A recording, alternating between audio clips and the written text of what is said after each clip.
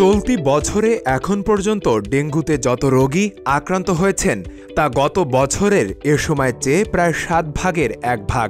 বছরের শুরুতে ডেঙ্গু রোগী যে হারে বেড়েছিল তাতে পরিস্থিতি মারাত্মক আকার ধারণ করার আশঙ্কা করা হয়েছিল।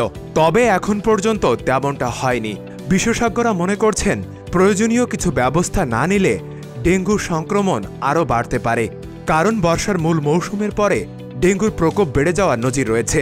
এছাড়া এবার ডেঙ্গুতে মৃত্যুর হার অন্য যে কোনো বছরের মধ্যে সর্বোচ্চ, তাই নিশ্চিন্ত থাকার কিছু নেই।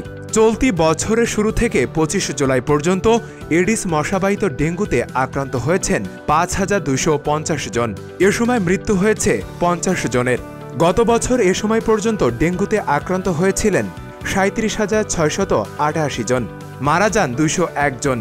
২০২২ সালে ২৫ জুলাই পর্যন্ত ২,২০৬ জন ডেঙ্গুতে আক্রান্ত হয়েছিলেন, মারা যান ৭ জন।